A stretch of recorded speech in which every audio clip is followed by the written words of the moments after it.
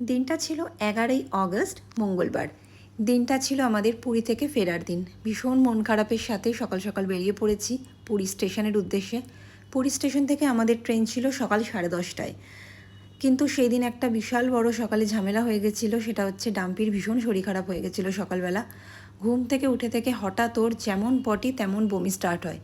তো যথারীতি গবু তাড়াতাড়ি করে গিয়ে ওর জন্য ওষুধ কিনে নিয়ে আসে এবং ওষুধ খাওয়াচ্ছি বমি করে ফেলছে, কিছু খাওয়াচ্ছি মুড়ি খাওয়াচ্ছি বমি করে ফেলছে, মানে এই রকমভাবে সকালটা সেদিন গেছে। আমরা তো পুরো টেনশানে পড়ে গেছি যে কীভাবে ট্রেন ধরবো এবং ট্রেনে যদি এরকম হয় কী করে হবে।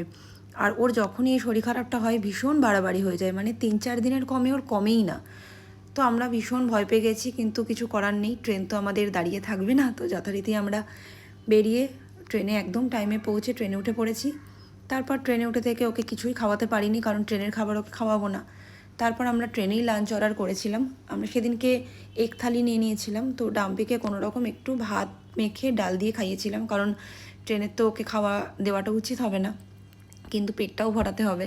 তো সেই কারণে জাস্ট একটু খাইয়েছিলাম, বেশি জোরও আমি সেদিন ওকে করিনি, ও খেতেও চাইছিল না, শরীরটা ভীষণই খারাপ ছিল সকাল থেকে ওর। তারপর যাই হোক, ট্রেনে তো সময় কাটতেই চায় না, দিনের বেলা ট্রেন তো আরোই সময় কাটতে চায় না। তো এই যে দুই বোন মাঝে মাঝে খেলছে, মাঝে মাঝে খুনসুটি করছে, আবার কখনো কখনো ফোন দেখছে। আমাদের সেদিন হাওড়ায় ট্রেনটা ঢোকার টাইম ছিল সন্ধ্যে 7:30, কিন্তু দেখো 8:30 বেজে গেছে, মানে হাওড়া কেন সাঁতরাগাছিতেও ঢোকায়নি।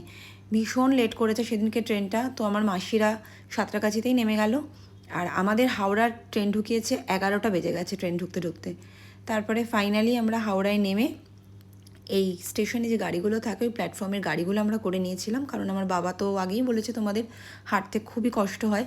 তো ওই কারণে প্ল্যাটফর্মের গাড়িগুলো করে আমরা সোজা পার্কিং জোনে চলে এসেছিলাম, এবং পার্কিং জোনে আমাদের গাড়ি দাঁড়িয়েই ছিল, সেখান থেকে সোজা বাড়ি। ভিডিওটা ভালো লাগলে অবশ্যই জানিও। টাটা।